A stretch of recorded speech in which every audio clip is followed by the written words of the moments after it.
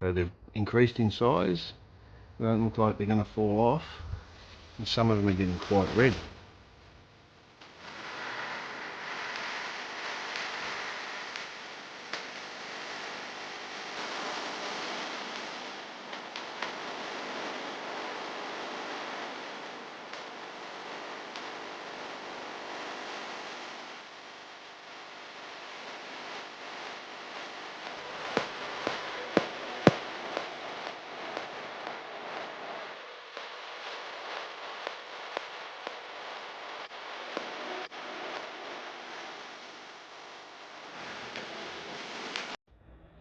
Yeah, g'day guys, I just want to do a quick rundown of some subtropicals that performing really well in Melbourne, which is a temperate climate.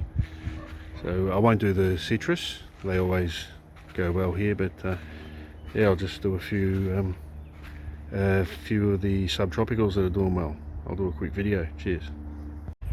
Avocado, Hass and bacon, and they require no protection at all anymore from the frost, from the hot sun.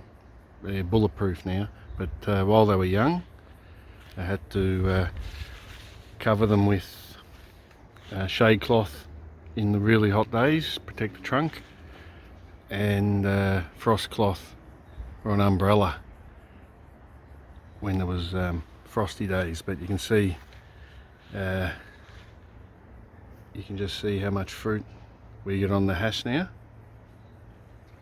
and that gets pollinated by the bacon, which is next door. But I think the trick was I grew them on a mound, so if I get down at ground level, you can see I built that garden bed up quite high, and then I sloped it back towards the fence, so there's no dirt really against the fence. But avocado is definitely one that you can grow outside of its range. And have a look how nice they look too, regardless of the fruit. Persimmon. We've got 4 persimmon trees, 3 fuyu and 1 gyro. So this is the fuyu. It's having a bit of an off year this year, but it's still got probably 80 fruit on it, even in an off year. So that's the tallest one. That's a fuyu, and there's another fuyu here with just a few fruits, only a small tree. But I'll just show you the gyro in the front yard. And here's the gyro, which is having its first year fruiting, and this is a bigger fruit and slightly earlier in the season. But this tree would have about maybe 80 to 100 fruit on it. So very happy with that. It's a smaller tree too. I think it's only maximum 2.5 to 3 meters. Bit of a spreading habit. So the only thing with persimmon is put them on a raised mound. But apart from that, they can handle the frost and the full sun. No protection required. Pomegranate. And this is the wonderful variety. So it's got a lot of fruit this year. It had plenty last year too. It's only a young tree, but they're bulletproof. No protection required at all. Just full sun. I've got 2 varieties of them. That's the wonderful, and I'll show you the Ben-Hur. So there's the Ben-Hur. It's only had male flowers this year, but at least it's flowering. It's getting flowers for the first time, but so far they've all been male flowers. Mangoes. I'm trying a new approach with mangoes now. I've decided not to put any more in the ground. I'm just going to use pots and gradually pot them up along this north facing brick wall. We've got a keat here, a glen here, and since I changed the approach, we're getting much better results. And I'll just show you the bowen. And here's the bowen. It's got a massive trunk on it because it was a tall tree before, and I tried it in ground and it died right back. So I've decided to grow it in a pot and just gradually pot it up. Dragon fruit. I've got 9 varieties here, and on this particular one, this is the Vietnamese white. Last year we got a 1.15 kilo fruit, so that's the only one that's fruited so far. And against the wall here I've got another 8 varieties just around this pole, that frost-free position, and yeah, hoping to get fruit off that eventually. Strawberry guava, absolutely bulletproof.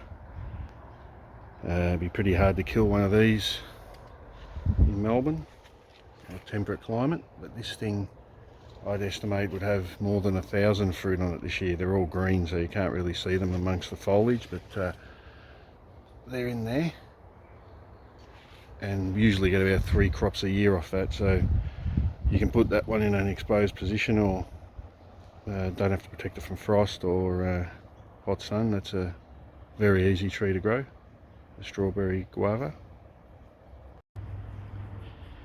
Bacco, again quite cold hardy, just doesn't like extreme heat or overwatering in winter, or any watering in winter. So that one's about 3 meters or a little bit more now. So we've got plenty of fruit almost ripe, and then we've got heaps of fruit in the canopy, and then flowers ready for more fruit. So the Baccos is another beauty. And bananas, you'll get fruit on bananas in the temperate climate if you give them the right conditions and position. So we'll get our first bunch there, and they look nice as well. So they're quite tall variety. I don't know exactly what they are, but they look very nice. Plenty of water and plenty of food for these ones.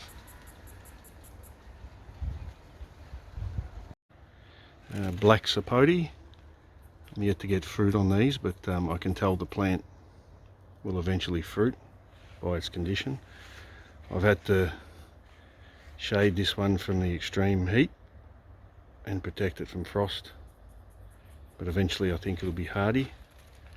And I've got another one in a pot in a much shadier position, which is actually flowering, so I'll just show you that one.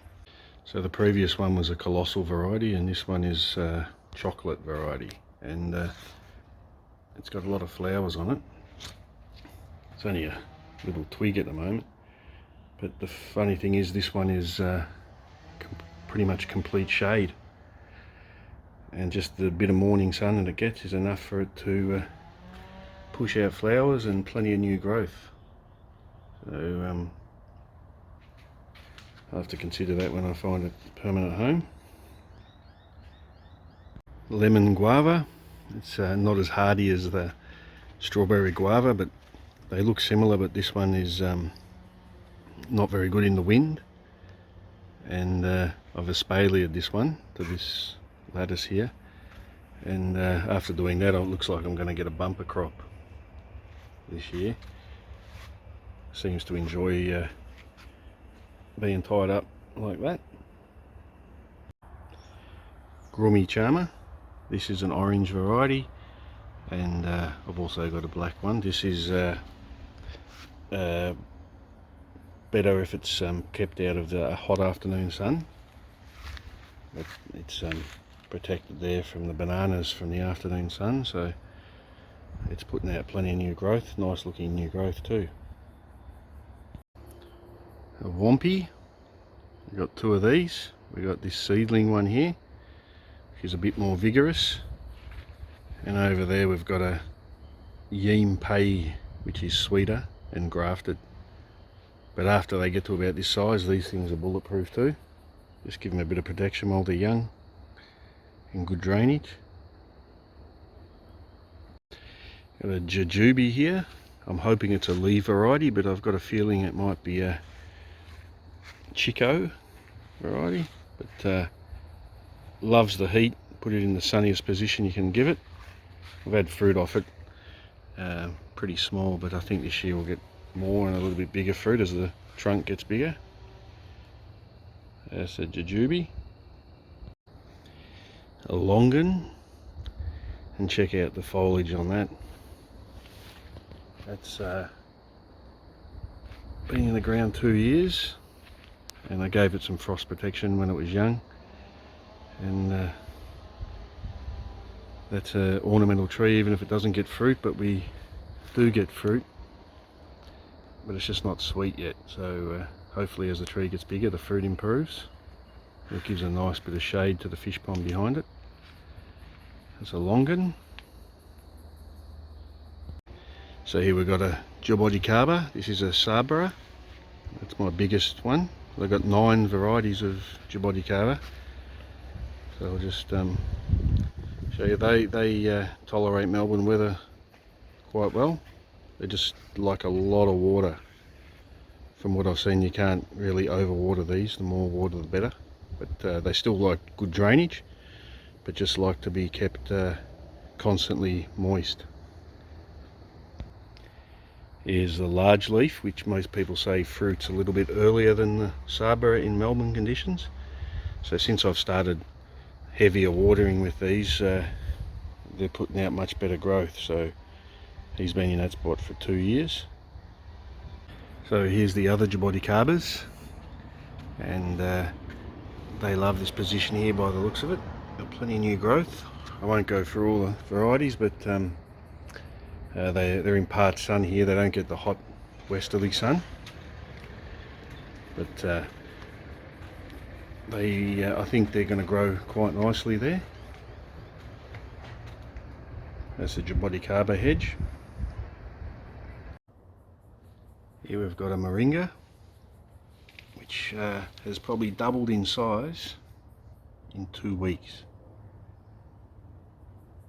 So that's in the ground, and it's also in that same spot where it's got a fence and a roof either side of it, but it looks very healthy where it is there. Could almost start eating that one. And in winter I'll try different things to insulate the trunk, but quietly confident with that one, the Moringa. We've got coffee, got 3 plants. This is the dwarf acai, and over here we've got your standard Arabica, and next to that we've got a K7. So beautiful new growth. Seem to have found their feet now. Struggled a bit at the start with the sun, but no fruit as yet, but pretty happy with progress so far. And White Sapote, this is the Kampong self-pollinating variety, and it's been putting out some small fruit. I think this is naturally a smaller fruit than most varieties, but I think these fruit were extra small because the tree was its first time fruiting. But the quality is delicious. You can see one down there, and there's a lot of flowers, probably 1,000 flowers on it, and plenty of new growth too. Absolute full sun probably gets about 80% to 90% sun, and then when it reaches the top of the fence it'll get 100%. So that's the Kampong White Sapote. Tastes a bit like pear with caramel, and a little bit grittier than a pear, but similar sort of flesh, and can eat the skin too. Only downside is there's 2 big seeds in each fruit, but still the taste makes it worth it. And miracle fruit, or miracle berry. This is their new home here next to the fish pond, and since I put them here they've really thrived. This one had 2 nice flowers on it and they fell off. I think it wasn't to do with the location, I think it was more to do with the pollination. I tried using a toothbrush, electric toothbrush, to try to get pollination to happen, but didn't work. The flowers still fell off, but it was a good sign because they had a rough life over winter. They were just out here unprotected and still managed to push out a few flowers. So another one I'm quietly confident with, miracle fruit. So thanks for watching. It's been a lot of work to get the garden to this stage. It was just pure grass a couple of years ago, but good encouragement from fellow YouTubers, and I can say 100% it's well worth it in the end. Just stick with it and yeah, grow your own food. Cheers.